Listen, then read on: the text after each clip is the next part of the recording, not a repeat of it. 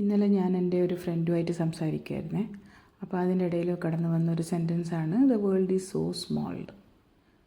ശരിയാണ്, നമ്മളെല്ലാവരും പലപ്പോഴും നമ്മൾ ഈ യൂസ് ചെയ്യും അല്ലേ.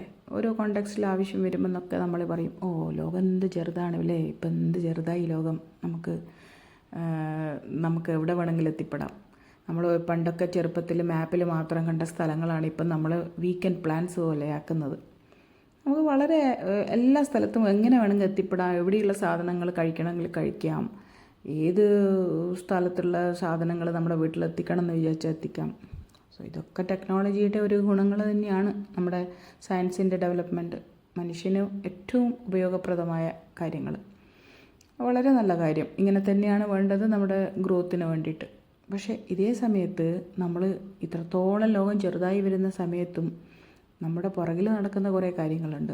മനുഷ്യന്മാർ തമ്മിലുള്ള അകലം, മാനസികമായ അകലം കൂടിക്കൂടി വരികയാണ്. നമുക്കിപ്പോൾ ഒരു ഇൻസ്റ്റാഗ്രാമിലൊരു അക്കൗണ്ട് ഓപ്പൺ ചെയ്ത് കഴിഞ്ഞാൽ ഫോളോവേഴ്സ് ഡെയിലി കൂടും.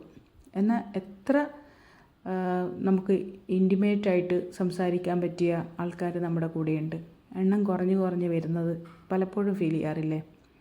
സോ ലൊക്കേഷൻ ഷെയർ ചെയ്യാൻ നമ്മൾ ചിന്തിക്കാറേ ഇല്ല, ഒരു ക്ലിക്ക് അവേ. പക്ഷേ ഇമോഷൻസ് ഷെയർ ചെയ്യാൻ, ഒരാളോട് ഷെയർ ചെയ്യാൻ നമ്മളൊരു 1000 തവണ ചിന്തിക്കും. എന്നിട്ടും ചിന്തിച്ചാലും നമ്മൾ ചിലപ്പോൾ ഷെയർ ചെയ്ത് വരണമെന്നില്ല. സോ അങ്ങനെയാണ് ലോകത്തിൻ്റെ ഡിസ്റ്റൻസ് കുറയുന്നതിനനുസരിച്ച് മനുഷ്യരുടെ ഇടയിലുള്ള ഡിസ്റ്റൻസ് കൂടി വരുന്നു.